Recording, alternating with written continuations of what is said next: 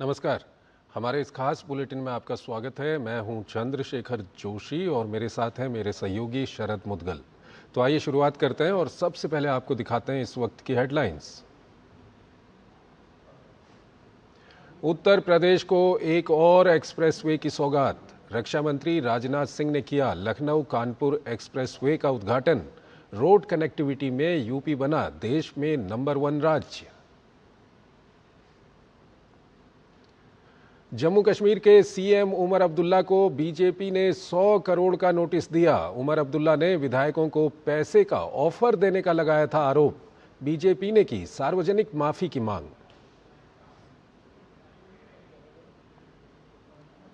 तृणमूल कांग्रेस बागी विधायक दल के नेता ऋतुव्रत बनर्जी ने किया असली पार्टी होने का दावा। अलीपुर कोर्ट ने टीएमसी कालीघाट का अकाउंट किया फ्रीज। ऑपरेशन के लिए ऋतुव्रत को दिया अधिकार।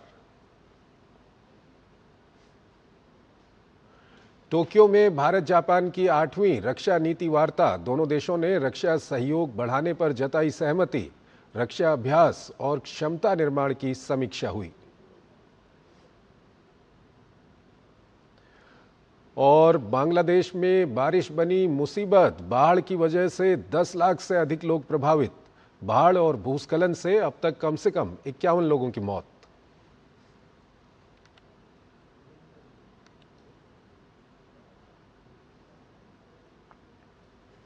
और आइए अब खबरों को विस्तार से देखते हैं। उत्तर प्रदेश को आज एक और एक्सप्रेसवे की सौगात मिली। रक्षा मंत्री राजनाथ सिंह ने बहुप्रतीक्षित लखनऊ कानपुर एक्सप्रेसवे का उद्घाटन किया। 63 किलोमीटर लंबे इस 6 लेन एक्सेस कंट्रोल्ड एक्सप्रेसवे के शुरू होने के बाद लखनऊ से कानपुर के बीच 3 घंटे का सफर मात्र 35 से 45 मिनट रह जाएगा। ये एक्सप्रेसवे सीधे आगरा लखनऊ एक्सप्रेसवे, पूर्वांचल एक्सप्रेसवे और गंगा एक्सप्रेसवे से जुड़ेगा, जिससे प्रदेश के विभिन्न हिस्सों के बीच कनेक्टिविटी और बेहतर होगी। उन्नाव के पास गंगा एक्सप्रेसवे से जुड़ने के बाद पश्चिमी उत्तर प्रदेश से लेकर प्रयागराज और पूर्वांचल तक आवागमन पहले से अधिक सुगम हो जाएगा। लखनऊ कानपुर एक्सप्रेसवे केवल यात्रा को आसान बनाने वाला मार्ग नहीं है, बल्कि ये प्रदेश के औद्योगिक और आर्थिक विकास को नई गति देने वाला साबित होगा। इसके माध्यम से उद्योगों, लॉजिस्टिक्स हब, वेयर हाउसिंग, निवेश और रोजगार के नए अवसरों को बढ़ावा मिलेगा। इस एक्सप्रेसवे के शुरू होने से यात्रियों को जाम से राहत मिलेगी। समय और ईंधन की बचत के साथ परिवहन व्यवस्था भी अधिक तेज और सुविधाजनक बनेगी। एक्सप्रेसवे पर केवल 4 पहिया और उससे बड़े वाहनों को ही अनुमति होगी। पूरे मार्ग पर अत्याधुनिक इलेक्ट्रॉनिक टोल कलेक्शन सिस्टम, आधुनिक इंटरचेंज और बेहतर यातायात सुविधाएं उपलब्ध कराई गई हैं। लखनऊ कानपुर एक्सप्रेसवे उत्तर प्रदेश के बुनियादी ढांचे के विकास में एक और महत्वपूर्ण मील का पत्थर साबित होगा, जो प्रदेश की कनेक्टिविटी, अर्थव्यवस्था और विकास की रफ्तार को नई ऊंचाइयों तक पहुंचाएगा। भारतीय जनता पार्टी ने सोमवार को जम्मू कश्मीर के मुख्यमंत्री उमर अब्दुल्ला को चेतावनी दी कि यदि उन्होंने पार्टी पर लगाए गए विधायकों की खरीद फरोख्त के आरोपों के समर्थन में सबूत पेश नहीं किए या सार्वजनिक रूप से माफी नहीं मांगी तो उनके खिलाफ मानहानि का मुकदमा दायर किया जाएगा। यदि उमर अब्दुल्ला न तो आरोपों के समर्थन में कोई साक्ष्य प्रस्तुत करते हैं और न ही माफी मांगते हैं, तो भाजपा उनके उस बयान को लेकर 100 करोड़ रुपए का मानहानि का मुकदमा दायर करेगी, जिसमें उन्होंने आरोप लगाया था कि विपक्षी दल विधायकों को 20 से 30 करोड़ रुपए की पेशकश कर रहे हैं। जम्मू कश्मीर बीजेपी अध्यक्ष सत शर्मा ने मुख्यमंत्री उमर अब्दुल्ला को कानूनी नोटिस भेजा है, जिसमें उन पर झूठे और बेबुनियाद आरोप लगाने का आरोप लगाया गया है। नोटिस में कहा गया है कि अगर उमर अब्दुल्ला 7 दिनों में माफी नहीं मांगते और बयान वापस नहीं लेते तो 100 करोड़ रुपये के आपराधिक मानहानि मुकदमे की कार्रवाई की जाएगी। भाजपा के प्रदेश अध्यक्ष सत शर्मा की ओर से वरिष्ठ अधिवक्ता परिमोक्ष सेठ ने ये लीगल नोटिस जारी किया है। ये पूरा विवाद तब शुरू हुआ जब मुख्यमंत्री उमर अब्दुल्ला ने पिछले सप्ताह हजरत बल में नेशनल कॉन्फ्रेंस के कार्यकर्ताओं को संबोधित करते हुए आरोप लगाया था कि भाजपा उनकी पार्टी में टूट करवाकर उनकी सरकार गिराने की कोशिश कर रही है। उन्होंने ये भी दावा किया था कि जम्मू क्षेत्र के नेशनल कॉन्फ्रेंस के एक विधायक ने उन्हें बताया कि भाजपा में शामिल होने के बदले उसे 20 से 30 करोड़ रुपए और मंत्री पद की पेशकश की गई थी। वहीं एडवोकेट परिमोक्ष सेठ ने कहा कि मुख्यमंत्री उमर अब्दुल्ला द्वारा लगाए गए ये सभी आरोप पूरी तरह से झूठे और मनगढ़ंत हैं। उन्होंने कहा कि जम्मू कश्मीर के मुख्यमंत्री को कानूनी नोटिस भेजा है कि वो अगले 7 दिनों में माफ़ी मांगे और अपना बयान वापस लें। अगर वो ऐसा नहीं करते हैं तो हम उनके खिलाफ 100 करोड़ रुपए का आपराधिक मानहानि का केस दर्ज करेंगे। ये लीगल नोटिस उनकी ईमेल पे भेजा गया है और स्पीड पोस्ट से भेजा गया है। हमने उनसे प्रूफ मांगा, जो प्रूफ उन्होंने आज तक नहीं दिया है। आज हमने एक लीगल नोटिस जारी किया है उनको थ्रू हमारे जो स्टेट प्रेसिडेंट हैं, जो प्रेसिडेंट हमारे बीजेपी जम्मू कश्मीर के सतपाल शर्मा जी, कि आप 7 दिन के अंदर माफ़ी मांगिए, अपॉलॉजी कीजिए। उसके अलावा अपने रिटर्न जो अपने स्टेटमेंट दिए उसको रिटर्न में विड्रॉ कीजिए। दोबारा आप ये गलती नहीं करेंगे। अगर 7 दिन में उमर अब्दुल्ला ये माफ़ी नहीं मांगते हैं और अपनी स्टेटमेंट विड्रॉ नहीं करते हैं तो उन पर हम क्रिमिनल केस भी करेंगे डेफेमेशन का, और 100 करोड़ का मानहानि का केस हम सिविल करने जा रहे हैं, डैमेजेस का। भारतीय जनता पार्टी की छवि को खराब करने का प्रयत्न उनके माध्यम से हुआ था। मैंने सीधे तौर पर सार्वजनिक तौर पर कहा था कि उनके नाम जो हैं उनके सार्वजनिक किया जाए, जो भी नाम है, विधायक का नाम भी और हमारा जो सो कॉल्ड हमारा कोई नेता उसका भी नाम जो है वो सार्वजनिक किया जाए। अगर वो सार्वजनिक नहीं कर सकते, वो कहें कि गलती हुई है, माफ़ी मांगें। अगर वो माफ़ी नहीं मांगते, वो लीगल नोटिस मैंने इशू कर दिया है और उन्हीं की हैसियत के हिसाब से 100 करोड़ रुपये से की राशि जो है हमने मानहानि के तौर पर उनसे मांगी है। हमारे इंडिविजुअल के ऊपर बोले, मेरे देश के ऊपर कोई बोलेगा मैं बर्दाश्त नहीं करूंगा। कोलकाता पुलिस ने 0 एफआईआर के मामलों में हो रही देरी को खत्म करने और पीड़ितों को त्वरित न्याय दिलाने के उद्देश्य से नया आदेश जारी किया है। पुलिस आयुक्त अजय कुमार नंद ने सभी थाना प्रभारियों को 0 एफआईआर के पंजीकरण और उसके स्थानांतरण से जुड़े मामलों में तत्काल और प्रभावी कार्रवाई सुनिश्चित करने के निर्देश दिए। नए आदेश के अनुसार 0 एफआईआर दर्ज करने वाला थाना प्रभारी संबंधित थाने के प्रभारी से व्यक्तिगत रूप से संपर्क करेगा और मामले से जुड़े सभी आवश्यक तथ्यों की जानकारी साझा करेगा। साथ ही शिकायतकर्ता का पूरा विवरण भी संबंधित थाने को उपलब्ध कराया जाएगा ताकि आगे की कार्रवाई में किसी प्रकार की देरी न हो। आदेश में स्पष्ट किया गया है कि शिकायतकर्ता को पुलिस द्वारा की जा रही अनुवर्ती कार्रवाई की जानकारी दी जाएगी। इसके अलावा जिस थाने में मामला स्थानांतरित किया जा रहा है वहां के थाना प्रभारी के संपर्क विवरण भी शिकायतकर्ता के साथ साझा किए जाएंगे। सुप्रीम कोर्ट में आज श्री राम जन्मभूमि तीर्थ क्षेत्र ट्रस्ट को मिले दान में कथित अनियमितताओं से जुड़े मामले पर सुनवाई हुई। सीजेआई की अध्यक्षता वाली बेंच ने राम जन्मभूमि तीर्थ क्षेत्र ट्रस्ट को नोटिस जारी किया है। कोर्ट ने उत्तर प्रदेश सरकार से अब तक की जांच की स्थिति पर रिपोर्ट दाखिल करने को कहा है। वहीं इस मामले में उत्तर प्रदेश सरकार की ओर से सॉलिसिटर जनरल तुषार मेहता ने पक्ष रखा। मामले की अगली सुनवाई सोमवार को होगी।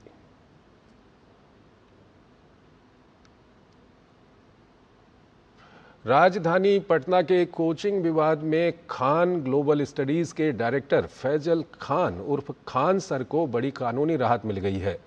पटना सिविल कोर्ट ने उनकी अग्रिम जमानत याचिका स्वीकार करते हुए उन्हें गिरफ्तारी से राहत प्रदान की है। इसी मामले में उनके 3 कर्मचारियों को भी अग्रिम जमानत मिली है। बता दें कि 2 जून को खान सर के कोचिंग संस्थान के बाहर रात में हमले की खबर आई थी। खान सर की ओर से कहा गया था कि कुछ लोगों ने उनके कोचिंग सेंटर पर हमला किया है। खान सर की टीम की ओर से इस मामले में एफआईआर दर्ज करा दी गई। पुलिस ने जांच के बाद खान सर के दोनों बॉडीगार्ड्स को गिरफ्तार किया था।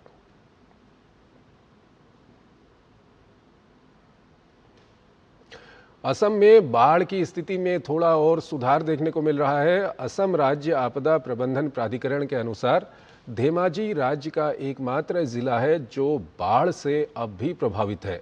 केंद्रीय जल आयोग CWC के आंकड़ों के मुताबिक हैलाकांडी जिले के माटीजुरी में कटाखाल नदी खतरे के निशान से ऊपर बह रही है। वहीं जोनाई और धेमाजी राजस्व सर्किलों के अंतर्गत आने वाले 3 गांव अब भी जलमग्न हैं, जिससे 1367 लोग प्रभावित हुए हैं। करीब 26 हेक्टेयर कृषि भूमि अभी भी जलमग्न है। वहीं बाढ़ प्रभावित लोगों के लिए राहत शिविरों का संचालन और आवश्यक वस्तुओं का वितरण जारी है। फिलहाल 38 लोग राहत शिविरों में शरण लिए हुए हैं। इस बीच रविवार को हुई भारी बारिश के कारण गुवाहाटी के कई इलाकों में जल भराव हो गया। उधर जोराबाट स्थित राष्ट्रीय राजमार्ग में भी जल जमाव हो गया है, जिससे यातायात बुरी तरह प्रभावित हुआ है। इलाके में भीषण जाम की स्थिति बनी हुई है और बीती रात से कई वाहन फंसे हुए हैं। ट्रैफिक पुलिस लगातार यातायात को नियंत्रित करने और जाम कम करने के प्रयास में जुटी हुई है। कई स्थानों पर बाढ़ की स्थिति के कारण गुवाहाटी की ओर जाने वाले वाहनों को डिगारू मार्ग से डाइवर्ट किया गया है, जबकि असम के ऊपरी स्थानों में जाने वाले वाहनों को नरेंगी मार्ग का उपयोग करने की सलाह दी गई है। राजधानी नई दिल्ली के दिल्ली हाट में वस्त्र मंत्रालय की ओर से वीव द फ्यूचर के चौथे संस्करण का आयोजन किया जा रहा है। ये 6 दिवसीय प्रदर्शनी 12 जुलाई से 17 जुलाई तक प्रतिदिन सुबह 11 बजे से रात 8 बजे तक आम लोगों के लिए खुली है। हथकरघा और पारंपरिक शिल्प को एक मंच पर लाने वाली इस प्रदर्शनी में देश भर के बुनकरों, डिजाइनरों, स्टार्टअप्स और वस्त्र उद्यमों की भागीदारी है। प्रदर्शनी का उद्देश्य भारत की समृद्ध वस्त्र विरासत को आधुनिक तकनीक, नवाचार और सस्टेनेबल टेक्सटाइल से जोड़ना है। दिल्ली हाट का भ्रमण करते हुए केंद्रीय वस्त्र मंत्री गिरिराज सिंह ने कहा कि वीव द फ्यूचर केवल एक प्रदर्शनी नहीं, बल्कि भारत की समृद्ध वस्त्र परंपरा को संरक्षित करते हुए नवाचारी और आत्मनिर्भर भविष्य की दिशा में एक महत्वपूर्ण पहल है। उन्होंने कहा कि ये मंच नई तकनीक, बाजार और वैश्विक अवसरों से जोड़ने का माध्यम भी बन रहा है।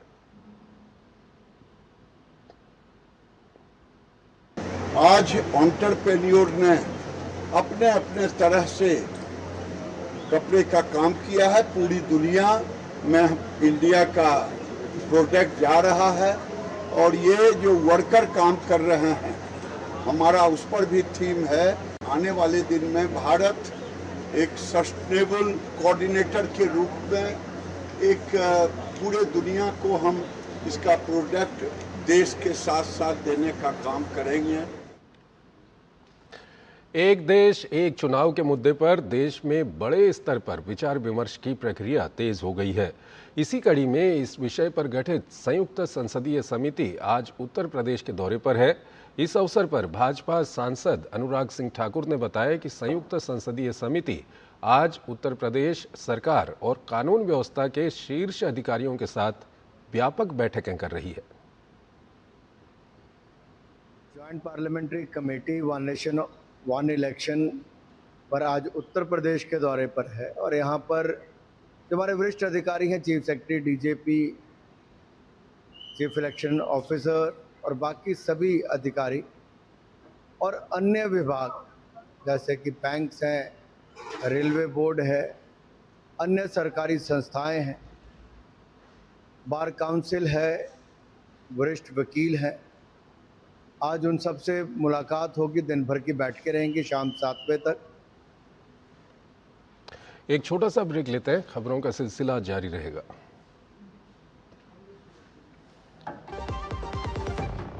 असली सपने वो नहीं होते जो हम नींद में देखते हैं, असली सपने वो होते हैं जो हमें सोने नहीं देते। Hi sir. लेकिन क्या इनके सपने साकार होंगे?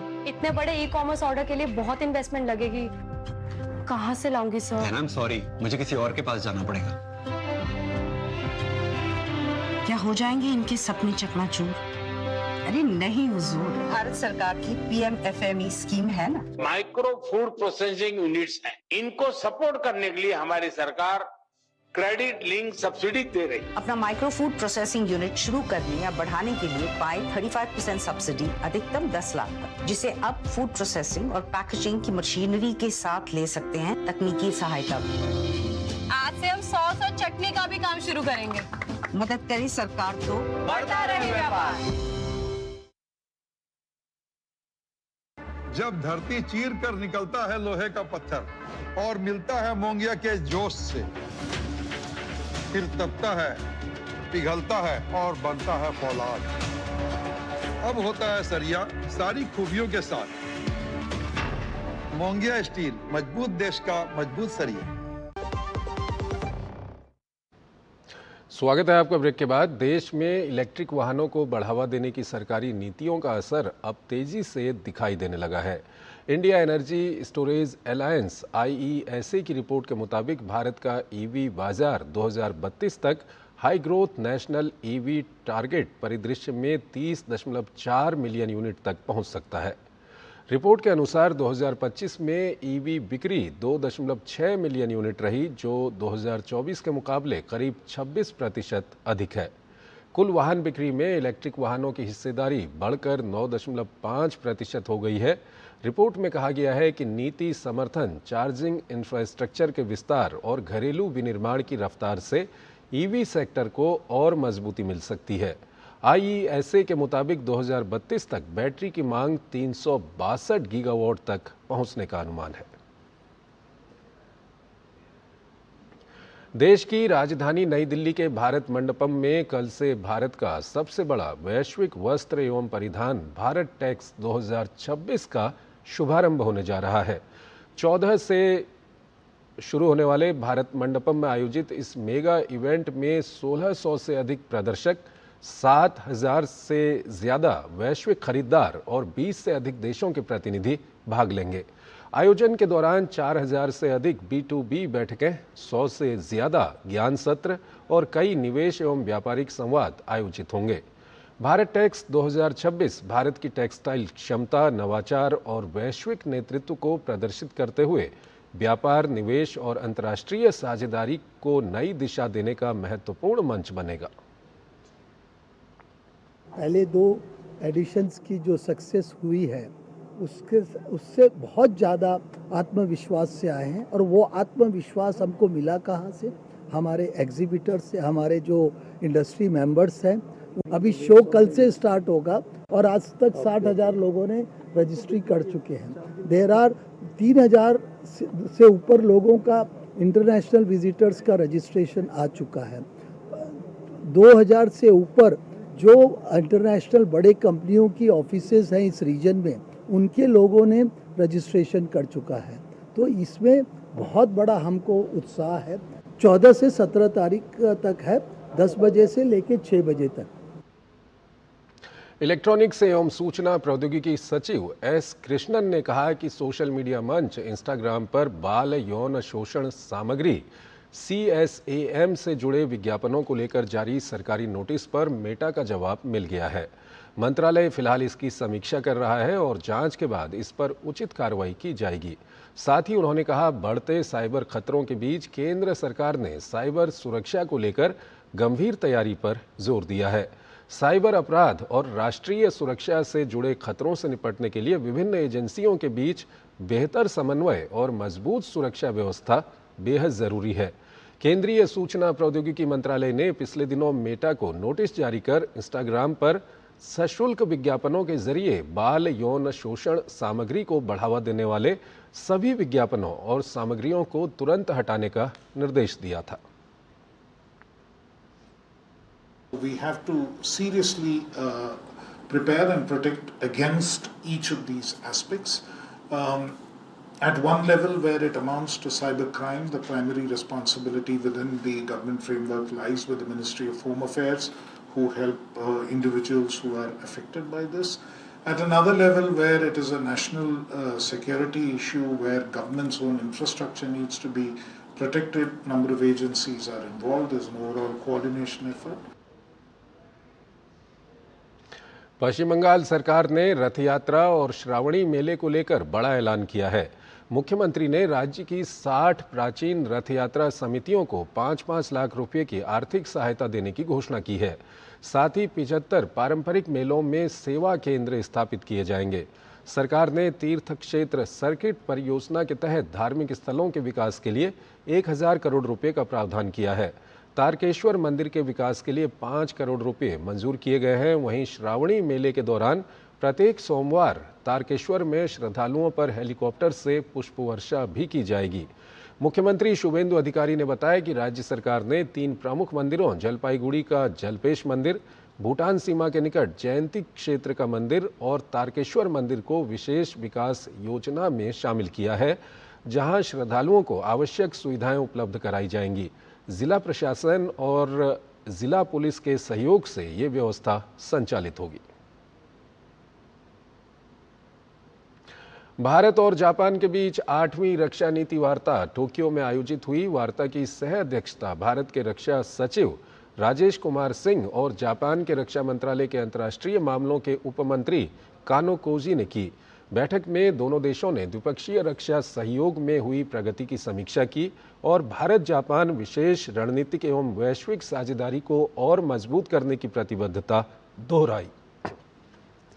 दोनों पक्षों ने क्षेत्रीय और वैश्विक सुरक्षा स्थिति पर चर्चा की और सैन्य आदान प्रदान, समुद्री सहयोग, रक्षा अभ्यास, क्षमता निर्माण, रक्षा उपकरण एवं तकनीकी सहयोग जैसे मुद्दों पर विचार विमर्श किया। वार्ता में रक्षा उद्योग, सहयोग, तकनीकी नवाचार, साइबर सुरक्षा और अंतरिक्ष जैसे उभरते क्षेत्रों में साझेदारी बढ़ाने पर भी सहमति बनी। दोनों देशों ने अंतर्राष्ट्रीय कानूनों के सम्मान पर आधारित स्वतंत्र, खुले और नियम आधारित हिंद प्रशांत क्षेत्र को बढ़ावा देने की प्रतिबद्धता दोहराई। रक्षा सचिव राजेश कुमार सिंह ने जापान के साथ रक्षा क्षेत्र में बढ़ते सहयोग की सराहना की। वहीं कानो कोजी ने भारत के साथ रक्षा संबंधों को और विस्तार देने की जापान की प्रतिबद्धता जताई।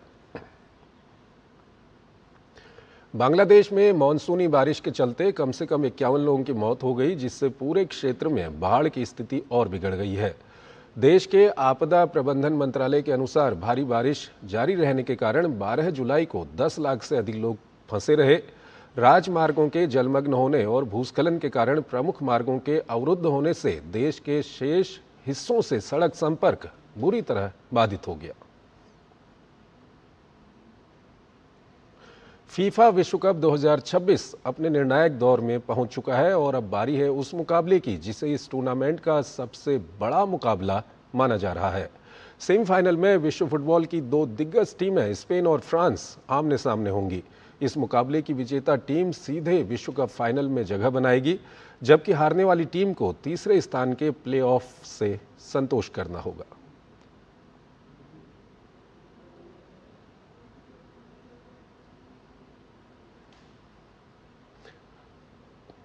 तो इस बुलेटिन में फिलहाल इतना ही। आप बने रहिए।